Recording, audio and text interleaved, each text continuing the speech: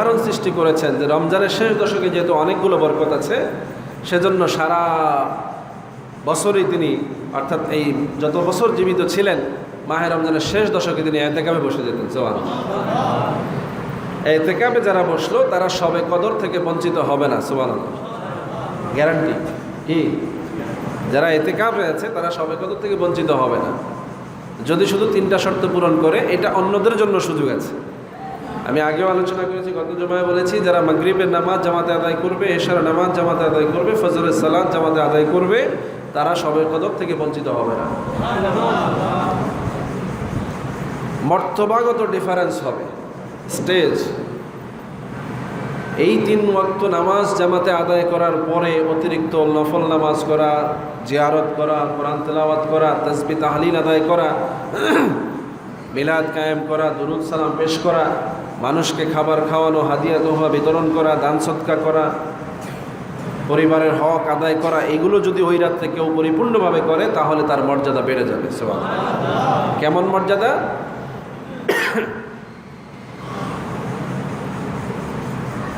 বলছেন এই রাত্রির গুরুত্ব 1000 মাসের চাইতে বেশি। 1000 মাসের চাইতে বেশি। বেশি কত?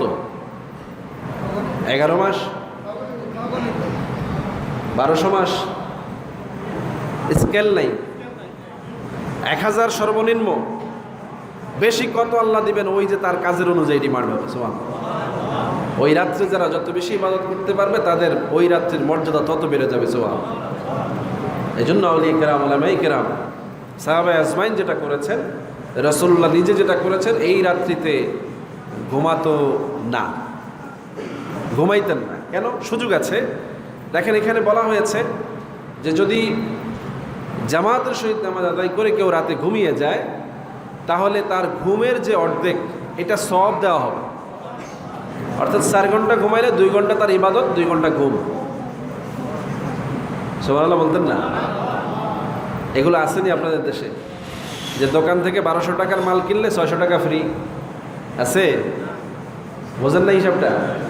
4 ঘন্টা ঘুমাইলেন, আপনি কোনো কাজ করলেন না, আল্লাহ বলতেছে, আল্লাহ রাসূল বলতেছে, না 2 ঘন্টা তোমারে আমি ইবাদতের সওয়াব দেব। ঘুমাইছো কিন্তু আমি ইবাদত লিখব। আর যদি লোকটা আলেম হয়, এলেমওয়ালা হয়, তাহলে বলছে তার পুরা ঘুমটাই ইবাদত বানাই দেবে। সুবহানাল্লাহ। কারণ সে বুঝে শুনে ঘুমায়।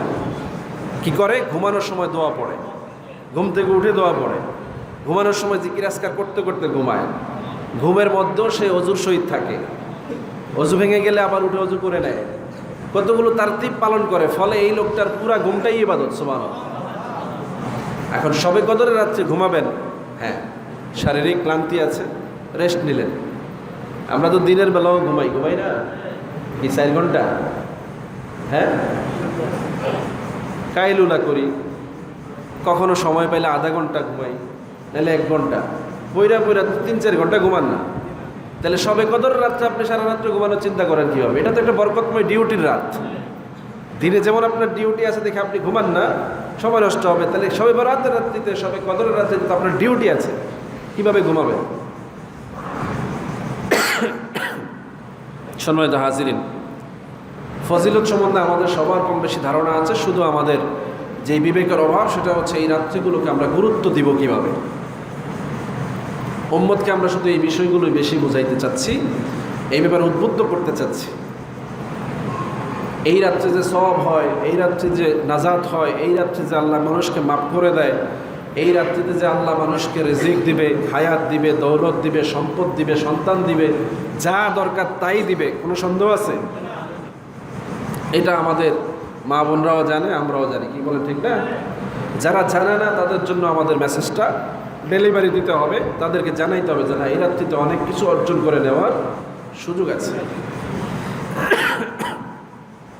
সম্মানিত হাজিরিন, খুব লম্বা কথা বলার সুযোগ নাই, রোজা অবস্থা, শরীর ভালো না, আবার আমারও তো সওয়াব দরকার। ঠিক না? আপনারে বুঝাইতে বুঝাইতে আমার সময়ও যায়। ঠিক না? তবে এর মধ্যে আমার বরকত আছে যে আপনাকে আমি যে বিষয়গুলো বোঝাচ্ছি, যদি আপনি বোঝেন এবং ওইভাবে যদি আপনি করেন, আমিও সওয়াব পাবো। বেনিফিট শুধু এইটা, নাইলে এত বকবক করার কোনো দরকার আলেমদের ছিল না। কি বলে, ঠিক না? আলেমরা কথা বলে শুধু একটা বেনিফিট আছে, এই জন্য আর আপনাদের লাভ কি? আপনারা কথা কেন শুনবেন? এটারও বেনিফিট আল্লাহ দিয়েছেন, আল্লাহ হাবিব দিয়েছেন। যতক্ষণ আপনি আলেমদের কথা শুনছেন, ফেরেশতারা আপনার জন্য দোয়া করতেছে, রহমতের চাদর দিয়ে আপনাকে ঢেকে রাখা হচ্ছে, আপনার জীবনের গুনাহ মাফ করা হচ্ছে, এবং আল্লাহ রাব্বুল আলামিন আপনার নাম, বাবার নাম, পরিচয় সহ ফেরেশতাদের সামনে আলোচনা করে গর্ববোধ করতেছেন। সুবহানাল্লাহ। তার মানে এই সময় আপনি ভিআইপি মেহমানের মর্যাদা পাচ্ছেন। এত আসতে সুবহানাল্লাহ। বাংলাদেশ থেকে গভর্নমেন্ট বিদায় নেওয়ার সময় নিজের ভিআইপি মর্যাদা লেখা দিয়ে গেছে 1 বছরের লেখা, যাতে করে এই 1 বছর তারে প্রোটোকল দেয়া হয়। আর উম্মতকে আল্লাহ সাহিত্যা প্রোটোকল দিয়ে দিয়েছে। সুবহানাল্লাহ কয় না? মানে আলগা জিনিস দাম থাকে না, এটা আমাদের ব্যর্থতা। সাহাবায়ে আজমাইন এই ভুলটা কখনো করতেন না। যা পেয়েছেন এটাকে নিয়ামত মনে করে এটা নিয়ে এমন উৎসাহ প্রকাশ করতেন যে রাসূলুল্লাহ খুশি হয়ে যেতেন। সুবহানাল্লাহ। মানে আলেমরা কোনো কথা বলতেছে, আপনি খুশি হবেন, সুবহানাল্লাহ বলবেন, আলহামদুলিল্লাহ বলবেন, চেহারা উজ্জ্বল করবেন, মাশাআল্লাহ এইসব বলবেন, আলেমের মধ্যে আনন্দ আসবে। কি বলেন ঠিক না? কারণ আপনাকে যে মেসেজ দেওয়া হচ্ছে এটা তো কম দামি জিনিস না, সস্তা জিনিস না। তা আপনি মনে করতেছেন যে না, দূর হুজুরগো কামেডি কোক, আপনি কিচ্ছুই পাবেন। কারণ বাচ্চাদের থেকে শিখবেন। বাচ্চারা আদর বেশি পায় কোন বাচ্চাগুলো বলেন তো দেখি? যেই বাচ্চাগুলোকে আদর করতে গেলে সে একটু রেসপন্স করে, খুশি হয়, হাসে, নড়াচড়া দেয়, হাত পা ছড়ে, এগুলোকে আদর করতে ভালো লাগে। আর যেটারে আদর করতে গেলে মুখ ঘুরায়, কান দেয়, সেটাচেটি করে, এগুলো আদর করে কেউ? বোঝেন, আলেমরা কিন্তু আপনাদের প্রতি মায়া করবে তখনই যখন আপনারা রেসপন্স করবেন, তাদের ভালোবাসা বাড়বে। আর যখন আপনি রেসপন্স করবেন না, আপনার প্রতি ভালোবাসা বাড়বে না। আপনার মতো মুসল্লি থাকা না থাকা, ইমামের কাছে যদি অসন্তুষ্টি চলে আসে, আল্লাহর কাছেও তো এটা অসন্তুষ্টি হয়ে যাবে। কি বলেন ঠিক কিনা? এই জন্য রসুলের সাহাবাদের গুণ ছিল এটা। রসুল্লাহ যতক্ষণ কথা বলতেন নজর সরাইতেন না। সুবহানাল্লাহ।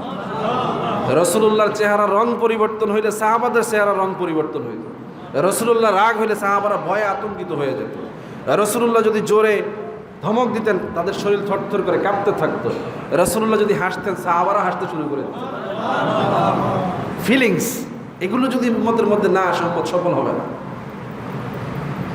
আমাদের দেশের অধিকাংশ মানুষ গোমরা থাকে, মুখ গোমরা, অথচ হাসি মুখে থাকা সওয়াবের কাজ।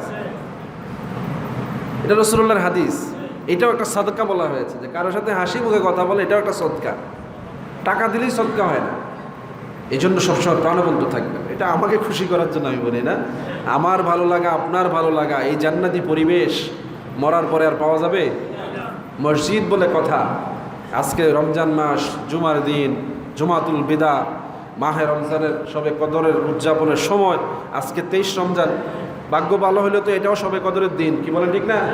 গত রাতটা যদি শবে কদর হয়ে থাকে, বেজর গেল না, 23 রমজান গেল না, জুমার রাত্র গেল না, তো আজকে মুসল্লি বেজার হবে কেন? যারা প্রকৃতপক্ষে ইবাদতের স্বাদ পায়, তাদের মধ্যে পরিবর্তন আসে। যারা কামিয়াব হয়ে যায়, তাদের চেহারাই এগুলো প্রকাশ পেয়ে যায়।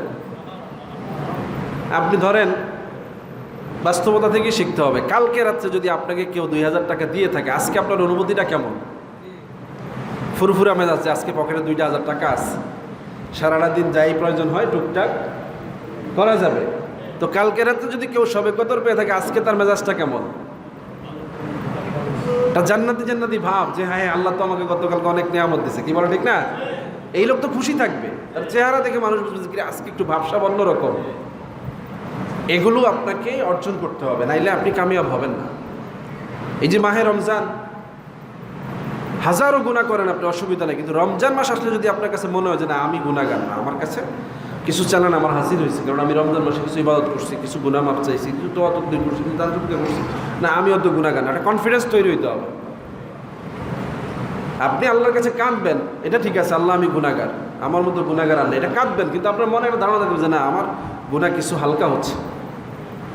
সওয়াবের কাজ করলে যেমন কিছু সওয়াব জমা হচ্ছে, গুনাহের কাজ করলে গুনাহ জমা হচ্ছে, তাহলে এই রমজান মাস উদযাপন করার কারণে তো গুনাহ হালকা হচ্ছে। রাসূলুল্লাহ বলছেন রহমতের মাস, নাজাতের মাস, মাগফিরাতের মাস, এমনকি জাহান্নাম থেকে মুক্তির মাস। সুবহানাল্লাহ।